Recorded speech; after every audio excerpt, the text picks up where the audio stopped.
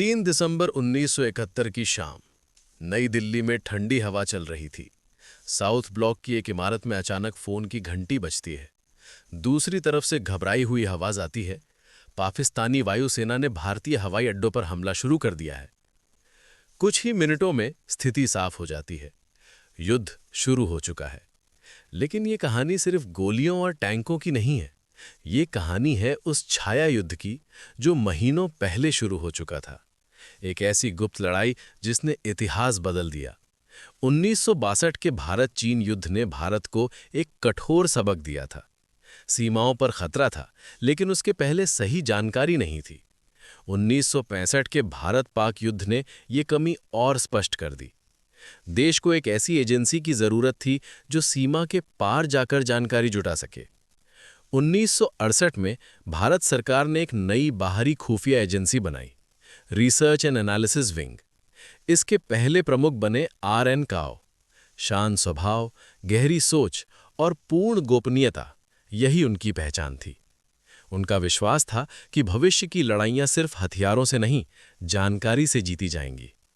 1970 में पाकिस्तान में आम चुनाव हुए। पूर्वी पाकिस्तान की अवामी लीग को भारी बहुमत मिला। उसके नेता थे शेख मुजीबुर रहमान। लोकतांत्रिक परिणाम साफ थे, लेकिन सत्ता पश्चिमी पाकिस्तान के हाथों में थी। सत्ता हस्तांतरण रोका गया, तनाव बढ़ता गया। 25 मार्च 1971 की रात ढाका में ऑपरेशन सर्च लाइट शुरू हुआ।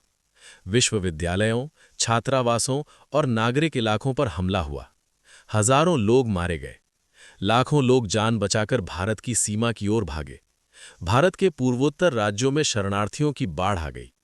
ये केवल मानवीय संकट नहीं था, ये राष्ट्रीय सुरक्षा का प्रश्न बन चुका था। दिल्ली में उच्च स्तरीय बैठक हुई। प्रधानमंत्री इंदिरा गांधी, सेना प्रमुख और रॉ प्रमुख आर.एन. काओ मौजूद थे। निर्णय लिया गया कि भारत तुरंत खुला युद्ध नहीं करेगा। पहले तैयारी होगी, पहले जानकारी जुटाई जाएगी, पहले जमीन तैयार की जाएगी। रॉ को जिम्मेदारी दी गई पूर्वी पाकिस्तान की वास्तविक स्थिति समझने की, पाकिस्तानी सेना की तैनाती पर निगरानी रखने की और स्थानीय प्रतिरोध को संगठित करने की। पूर्वी पाकिस्तान में प्रतिरोध के छोटे छोटे समूह बन रहे थे। इन्हें बाद में मुक्ति बाहिनी के नाम से जाना गया। भारत की सीमा के पास प्रशिक्षण शिविर बनाए गए। यहाँ स्थानीय युवाओं को संगठित किया गया, उन्हें सैन्य प्रशिक्षण दिया गया और एक समन्वित ढांचा तैयार किया गया। ये सब आधिकारिक रूप से स्वीकार नहीं किया गया था, लेकिन ये रणनीति धीरे धीरे आकार ले रही थी। रॉ के अधिकारी सीमाओं के आसपास नेटवर्क बना रहे थे।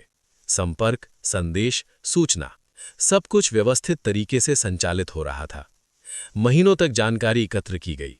पाकिस्तानी सेना की बटालियनों की स्थिति, संचार केंद्र, हवाई अड्डे, गोला बारूद से भंडार, सबकी रिपोर्ट तैयार की गई। ये समझ लिया गया कि पूर्वी और पश्चिमी पाकिस्तान के बीच की भौगोलिक दूरी एक बड़ी कमजोरी है। यदि युद्ध हुआ तो पूर्वी पाकिस्तान अलग थलग पड़ जाएगा। अंतर्राष्ट्रीय स्तर पर भी परिस्थिति जटिल थी। अमेरिका और चीन पाकिस्तान के करीब थे। सोवियत संघ भारत के साथ खड़ा था। अगस्त 1971 में भारत और सोवियत संघ के बीच मैत्री संधि हुई। इससे भारत को रणनीतिक संतुलन मिला। समय बीतता गया, सीमा पर तनाव बढ़ता गया। 3 दिसंबर 1971 को पाकिस्तान ने पश्चिमी मोर्चे पर भारतीय हवाई अड्डों पर हमला किया। अब युद्ध आधिकारिक रूप से शुरू हो चुका था, लेकिन भारत तैयार था। पूर्वी मोर्चे पर भारतीय सेना तेजी से आगे बढ़ी। कई स्थानों पर पहले से स्पष्ट जानकारी थी कि विरोधी सेना कहां तैनात है। संचार मार्गों को निशाना बनाया गया, रणनीतिक बिंदुओं पर तेजी से कब्जा किया गया। मुक्ति बाहिनी और भारतीय सेना के बीच समन्वय ने युद्ध की गति बढ़ा दी। स्थानीय समर्थन ने मार्गदर्शन किया। पाकिस्तानी सेना धीरे धीरे घिरती चली गई।